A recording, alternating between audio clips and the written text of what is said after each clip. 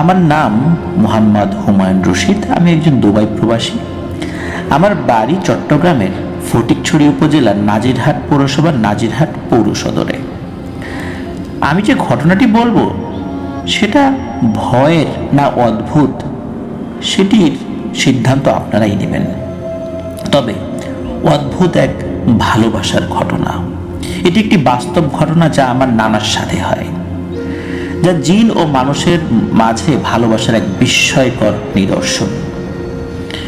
ঘটনাটির ব্যক্তিটি আমার নানা, যার নাম মোহাম্মদ সুলাইমান, ডাকনাম পুলিশ সুলাইমান, যিনি 2021 সালের শুরুর দিকে 103 বছর বয়সে অসুস্থতায় স্বাভাবিকভাবেই ইন্তেকাল করেন। নানা ছিলেন ব্রিটিশ, পাকিস্তান ও স্বাধীনতা পরবর্তীর একজন পুলিশ সার্জেন্ট। উনি 3টি সরকারের অধীনে পুলিশের চাকরি করেছেন। ইংরেজ সরকার মানে ব্রিটিশ সরকার, এরপর পাকিস্তান, তারপর স্বাধীন বাংলাদেশের পুলিশ হিসেবে। নানার চাকরির বেশিরভাগ সময় কেটেছে কুমিল্লায়। নানার এলাকায় খুব ডাকনাম ছিল। অনেকে তাকে সুন্দর দাদু বা সুন্দর নানা বলে ডাকত। নানা ছিল লম্বায় 6 ফুটেরও বেশি এবং বেশ ফর্সা। নানা বাচ্চাদের খুব আদর করতেন, জন্য নানার পকেটে সব সময় চকলেটের প্যাকেট থাকতো। বাচ্চা শিশু কিশোর দেখলেই তিনি চকলেট দিতেন। বাচ্চাদের কাছে ওনার নাম হয়ে যায় চকলেট দাদু। যাই হোক, চট্টগ্রামের স্থানীয় পত্রিকায় চকলেট দাদু শিরোনামে সংবাদের কলামও কিন্তু ছাপা হয়েছিল। আমি নানার সাথে ঘটনাটি দেখি 2016 সালে। বলে রাখা ভালো, আমার বাড়ির সামনে একটি সরকারি হসপিটাল রয়েছে। সে বছর আমি বিদেশ থেকে ছুটিতে এসে দেখি ওই হসপিটালের বিভিন্ন ধরনের অনিয়ম। আমি একজন প্রতিবাদী স্বভাবের মানুষ, আমি চুপ থাকতে পারিনি। আমি এগুলো নিয়ে ফেসবুকে বিভিন্ন লেখালেখি শুরু করি। একসময় 1 মাসের মধ্যে সেটির প্রভাব পড়ে। এর প্রেক্ষিতে হাসপাতালের 2জন ডক্টর এবং একজন মেডিকেল অফিসারকে অন্যত্র বদলি করা হয়। কিন্তু স্থানীয় প্রভাবশালী নেতা গোছের লোকের আমার পিছু লাগে। তখন তারা থানার পুলিশ দিয়ে আমাকে হয়রানি শুরু করে এবং রাত বিরাতে ঘর থেকে ধরে নিয়ে যাওয়ার চেষ্টা করে। তাই আমি প্রায় 1 মাস ঘরে থাকতে পারিনি।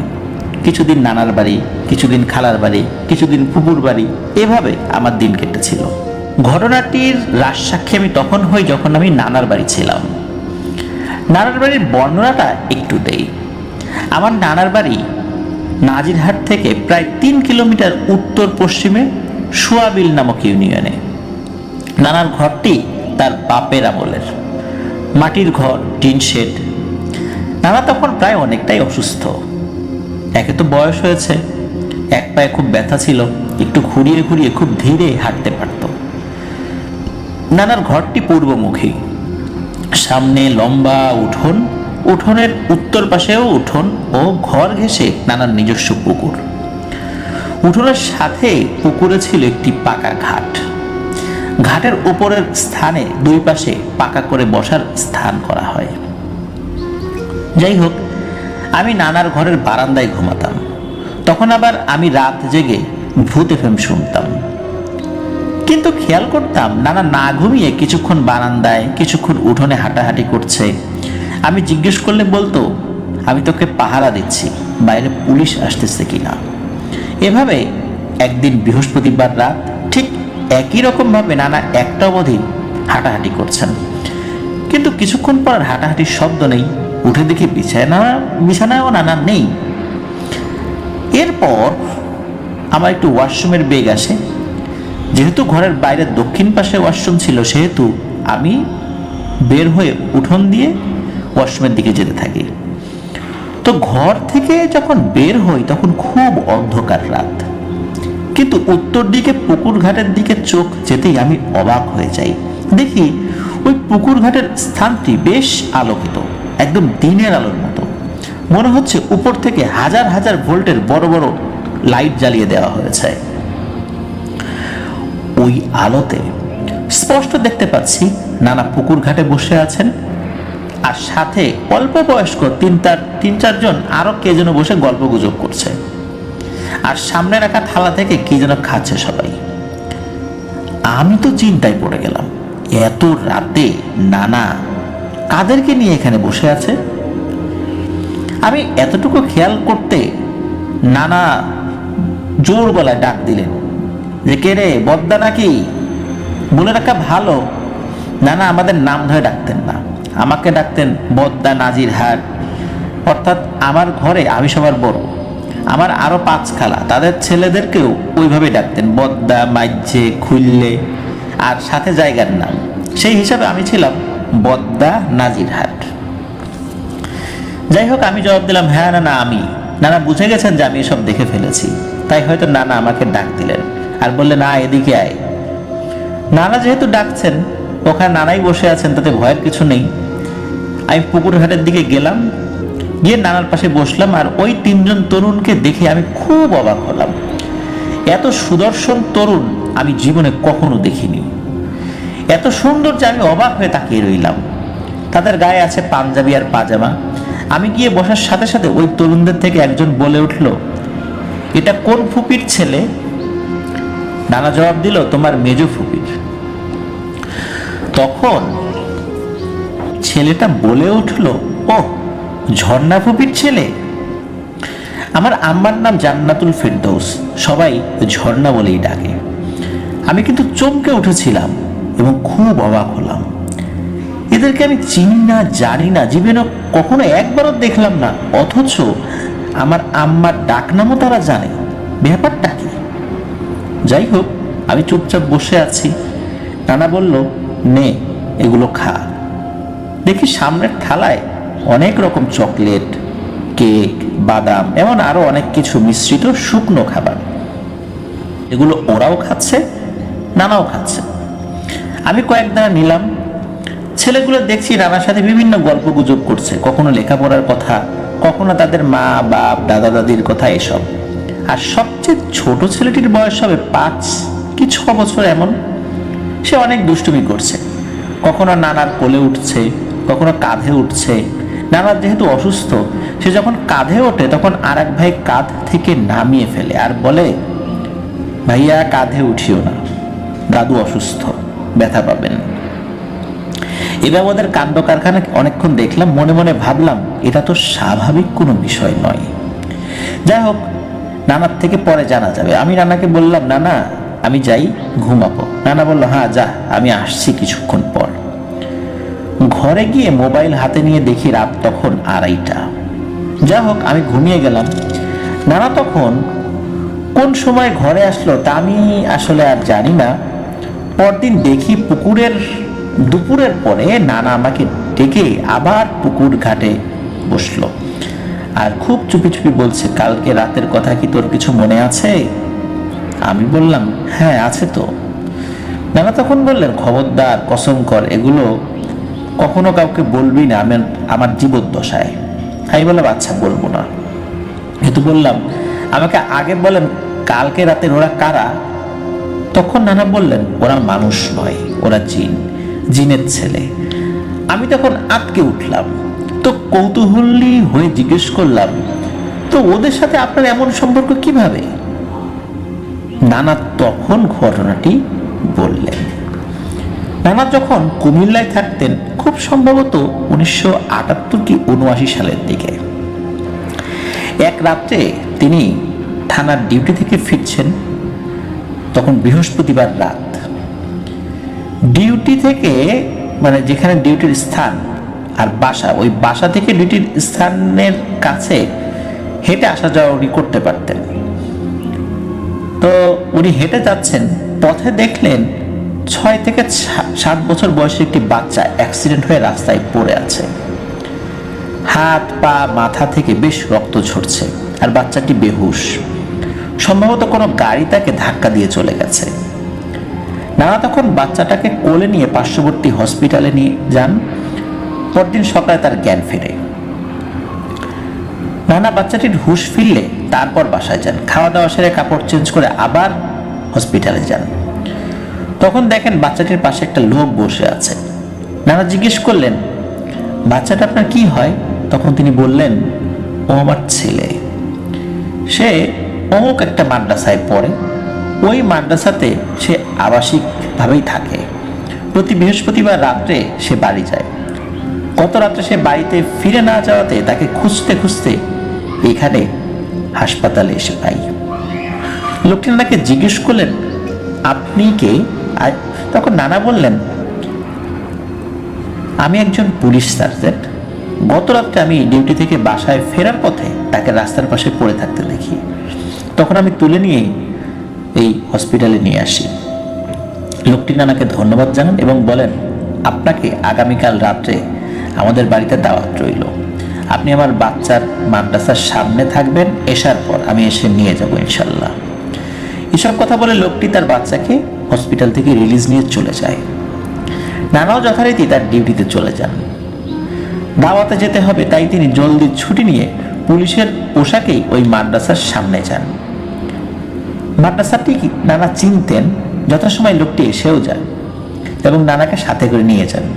কিন্তু কোন পথে নিয়ে যায়, কোথায় নিয়ে যায়, নানা এসবের কিছুই চিনতেন না। যেহেতু পুলিশ মানুষ, অনেক শত্রু থাকতে পারে, আবার ওনাকে দেখে কোনো ধরনের ক্ষতিকারক কোনো মানুষ বলে মনে হচ্ছিল না। আর তিনি যে ক্ষতি করবেন তার এটাও তার ভাবনাতেও ছিল না। এই কারণে নিশ্চিন্ত মনেই তার পিছু পিছু নানা যেতে থাকেন। কোন একটা সময় একটি বাড়ির সামনে পৌঁছে যান। স্বাভাবিক বাড়ি ছিল। লোকটির ঘরে বেশ আপ্যায়ন করেন নানাকে।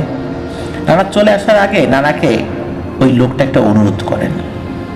লোকটি বলেন, আপনি আজ থেকে আমার চাচা, আপনি আমার ছেলের জীবন বাঁচিয়েছেন। আসলে আমরা কেউ মানুষ নই, আমরা জিন, কিন্তু মানুষের বেশের ছেলেকে মাদ্রাসায় ভর্তি করিয়েছি। আপনি দয়া করে এই কথাটা কাউকে প্রকাশ করবেন না। যদি প্রকাশ করেন ছেলের লেখাপড়া বন্ধ করে দিতে হবে। ও যেহেতু মানুষের বেশে রাস্তার পাশ দিয়ে হেঁটে আসছিল, এই কারণেই ও অ্যাক্সিডেন্টের শিকার হয়েছে। যদি জিন বেশে অদৃশ্যভাবে আসতো তাহলে এমনটা হতো না। নানা তখন তাকে কথা দিলেন তিনি কাউকে এই বিষয়টি বলবেন না। এরপর নানাকে লোকটি বাসা পর্যন্ত পৌঁছে দেয়। তারপর লোকটি নিয়মিত নানার সাথে দেখা সাক্ষাৎ করে, বিভিন্ন গল্প গুজব করেন, এমনকি বহুবার নানায় বাসায়ও গেছেন, খেয়েছেন। তার ওই ছেলে নানাকে দাদু বলে ডাকে। আমি যে ৩-৪ জনকে ওই দিন নানার সাথে পুকুর ঘাটে দেখেছি, ওরাও সেই লোকটির ছেলে। আর যে বাচ্চাকে নানা হসপিটালে নিয়েছিলেন তিনি হলেন এদের সবচাইতে বড় ভাই, এদের মধ্যে সবচেয়ে যিনি বড়। সেই ছেলেটি নাকি এখন কুমিল্লার কোনো এক মাদ্রাসায় শিক্ষকতা করেন। আর এই ৩-৪ জনও মাদ্রাসায় পড়েন। মাদ্রাসার ছুটির দিনে, অর্থাৎ শুক্রবার মাদ্রাসা বন্ধ থাকে, আর বৃহস্পতিবার রাত্রে তারা আমার নানা বা তাদের দাদুর কাছে বেড়াতে চলে আসেন গভীর রাত্রে। নানার মুখে এই ঘটনা শোনার পর মাসখানেক পর আমি আবার প্রবাস জীবনে চলে আসি। এরপর আরো 2 বার দেশে যাই। কিন্তু নানা যখন প্রচন্ড অসুস্থ, মারা যাবেন এমন অবস্থা হয়ে যায়, তখন আমি দেশে ছিলাম না, প্রবাসে ছিলাম। ঘটনাটা বলে নানা আমাকে কঠোরভাবে ওয়াদা করেন যে আমি যেন তার জীবদ্দশায় কাউকে না বলি। আমি ওয়াদা করলাম কাউকে বলবো না। আসলেই বলিনি।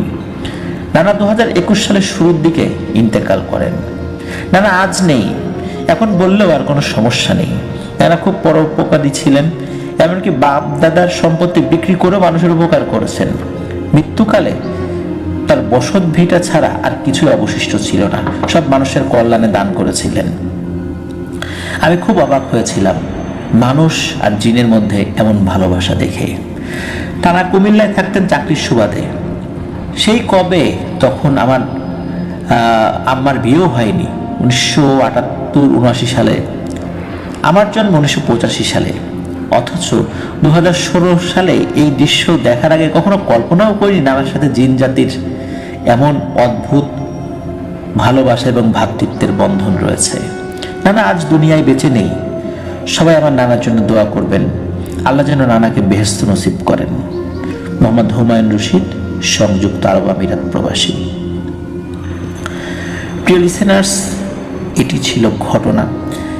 আমি এই হুমায়ুন রশিদ ভাইয়ের সাথে যখন ফোনে কথা বলি, উনি জানিয়েছিলেন যে নানা মৃত্যুর আগে কিন্তু জানিয়েছিলেন, মানে যখন কথা হয়েছিল আর কি, এই হুমায়ুন রশিদ ভাইয়ের সাথে, যে এই যে যেই জিন ছেলেটি যে যাকে বাঁচিয়েছিলেন নানা, উনি কুমিল্লার কোন মাদ্রাসায় শিক্ষকতা করেন, কিন্তু সঙ্গত কারণে এটি বলা যাবে না, এমনকি আমিও তার কাছে শোনার আগ্রহ প্রকাশ করিনি সেই মাদ্রাসার নামটি কি। কারণ হয়তো আমারও আগ্রহ জন্মাতে পারে, যাই গিয়ে দেখে আসি। এটা একটা বলতে পারেন যে আমানত। কথাও আমি সবসময় বলি যে কথাও কিন্তু একটা আমানত। আমরা শুধু টাকা পয়সা বা অন্য কিছু আমানত রেখে চিন্তা করি এটাই হয়তো আমানত, কিন্তু তা নয়। কেউ যদি কারো কাছে কথা দেয় যে কাউকে মানে বলবে না, এই আমানতটাও রক্ষা করতে হবে। উনি এই যে হুমায়ুন রশিদ ভাই তার নানার মৃত্যুর আগ পর্যন্ত এই ঘটনাটি কাউকে বলেননি। তারপর বলেছেন, আর নানা যেহেতু নিষেধ করে দিয়েছেন যে ওই মাদ্রাসার নামটা না বলতে, এই জন্য আমাকে যখনই বলেছেন যে ওই মাদ্রাসার নাম বলতে নানা নিষেধ করেছেন, সাথে সাথে আমি ওইটা শোনার আগ্রহ প্রকাশ করিনি, যে না হয়তো আমার দ্বারা সেটা প্রকাশ কারো না কারো কাছে হয়ে গেলেও যেতে পারে আমার নিজের অজান্তেই। এই জন্য যেটা জানি না, না জানাই থাক, যেহেতু সেটা একটা খুব গোপন বিষয়। প্রিয় লিসেনার্স, আপনারা নিশ্চয়ই বুঝতে পারছেন এই ঘটনাটি শুনে যে মানুষের সাথে জিনের কি অদ্ভুত ভ্রাতৃত্বের এবং ভালোবাসার বন্ধন ছিল। সেই জিনের যে কয়েকজন সন্তান রয়েছে, মৃত্যুর আগ পর্যন্ত নানার সাথে তারা সবসময় দেখা করতেন, কথা বলতেন। এভাবেই তারা তাদের কৃতজ্ঞতা প্রকাশ করেছিলেন। জানি না নানার যিনি মারা গেছেন আর কি, সুলাইমান নানা, তো ওনার পরিবারের অন্য সদস্যদের সাথেও তারা দেখা দেন কিনা এটা ঠিক জানা নাই। হুমায়ুন রশিদ ভাই ওইভাবে ঠিক বলতে পারেননি। আর এই সুলাইমান নানা একজন পুলিশ সদস্য ছিলেন। তো আমরা কিন্তু বাংলাদেশে যারা বসবাস করি বা আশেপাশের, বিশেষ করে ইন্ডিয়া, পাকিস্তান, স্পেশালি এই দেশগুলোতে আমরা দেখি যে পুলিশ সম্পর্কে আমাদের কিন্তু একটা বিরূপ ধারণা রয়েছে। ভালো খারাপ কিন্তু সব জায়গাতে আছে। আমরা যদি চিন্তা করি যে যারা মাদ্রাসার সাথে যুক্ত রয়েছেন, সেখানেও গেলে আমরা দেখতে পারবো সেখানেও ভালো খারাপ লোক রয়েছেন। আর এর মধ্যে ভালো লোক আছে বলেই তো এই প্রতিষ্ঠানগুলো টিকে আছে। পৃথিবীতে যদি ভালো লোক না থাকতো তাহলে ওই প্রতিষ্ঠানগুলো টিকতেই পারতো না। এই যে পরোপকারী একজন মানুষ, যিনি যার বাপদাদার সম্পত্তি বিক্রি করে করে মানুষের উপকার করেছেন, তো এই টাইপের মানুষ বিভিন্ন প্রতিষ্ঠানগুলোতে থাকার কারণে এখনো মানুষ সুবিচার পায়। আমরা তাদের জন্য দোয়া করব, আর ওই ভাইদের জন্য দোয়া করব, আল্লাহ তাআলা তাদেরকেও যেন সুবুদ্ধি উদয় করেন, তারাও যেন সৎ পথে থাকেন, মানুষের উপকার করেন। সে যে কোনো প্রতিষ্ঠানেই হোক না কেন, দায়িত্ব যখন আমরা কেউ কোনো জিনিস নিয়ে বসি, এটাও কিন্তু একটা আমানত। জনগণের কাছে আমাদের একটা প্রতিশ্রুতি রয়েছে, সেগুলো রক্ষা করাটা আমাদের দায়িত্ব। আল্লাহ আমাদেরকে সেই দায়িত্বগুলো পালন করার তৌফিক দান করুন। যে যেখানে আছে, আমরা যারা সাধারণ নাগরিক, আমাদেরও কিন্তু দায়িত্ব রয়েছে। আমাদেরও কিন্তু অন্য নাগরিকদের আমানত আমাদের কাছে রক্ষিত রয়েছে। সেটা হচ্ছে রাষ্ট্রের নিয়মকানুন যথাযথভাবে পালন করা। এটা কিন্তু একজন নাগরিক হিসেবে সেটা আমাদের কাছে একটা আমানত। এই আমানতটা আমাদের জায়গা থেকে রক্ষা করি। আমরা প্রত্যেকে যখন আমরা আমাদের নিজেদের জায়গা থেকে আমানত রক্ষা করার চেষ্টা করব, ইনশাল্লাহ সমাজটা অনেক সুন্দর হয়ে উঠবে। আল্লাহ আমাদেরকে কবুল করে নিক। প্রিয় লিসেনার্স, যারা পাতালবাসী বইটি অর্ডার করতে চান তারা রকমারিতে গিয়ে অর্ডার করতে পারেন। বইটি প্রান্ত প্রকাশন থেকে প্রকাশিত হয়েছিল। রকমারির লিঙ্কটা আমরা আমাদের ফেসবুক পেজ এবং গ্রুপে পোস্টের মাধ্যমে দিয়ে দিব ইনশাল্লাহ। বিশেষ করে আমরা যে এই যে ঘটনাটি, এই ঘটনার যে পোস্ট, এটা তো আমরা ফেসবুক পেজ এবং গ্রুপে দিয়ে দিয়েছি। আপনারা সেখান থেকে রকমারির লিঙ্কটাও পেতে পারেন। আপনারা যারা ঘটনা পাঠাতে চান তারা লিখে অথবা রেকর্ড করে যে কোনোভাবে ঘটনা পাঠাতে পারবেন afnanthehorrorworld@gmail.com এই ইমেল অ্যাড্রেসে। ইমেল অ্যাড্রেসের স্পেলিংটা আমরা আমাদের ভিডিও ডিসক্রিপশনে দিয়ে রেখেছি, সেখানে গিয়ে স্পেলিংটা চেক করে নিতে পারবেন। প্রিয় লিসেনার্স, আসছে সোমবার অমীমাংসিত রহস্যে আরও একটি নতুন এপিসোড নিয়ে আপনাদের সামনে হাজির থাকবো। আর যারা আমাদের চ্যানেল এখনো সাবস্ক্রাইব করেনি তারা দ্রুত সাবস্ক্রাইব করে ফেলুন প্লিজ। আর ফেসবুক পেজ এবং গ্রুপের সদস্য হয়ে যাওয়ার মাধ্যমে আপনারা বিভিন্ন পোস্ট আমাদেরকে করতে পারবেন, সেগুলোর যথাযথভাবে আমরা রিপ্লাই দেওয়ার চেষ্টা করি। প্রিয় লিসেনার্স, আজকের মতো বিদায় নিচ্ছি। আমার জন্য দোয়া করবেন, আমার পরিবারের জন্য দোয়া করবেন, আপনাদের জন্য দোয়া রইল, আপনাদের পরিবারের প্রত্যেকের জন্য দোয়া রইল। আল্লাহ সুবহানাহু ওয়া তাআলা আমাদেরকে ভালো রাখুন, সুস্থ রাখুন, নিরাপদে রাখুন, আপনাদের ওয়ার্ল্ডের সাথে রাখুন। আসসালামু আলাইকুম। প্রিয় লিসেনার্স,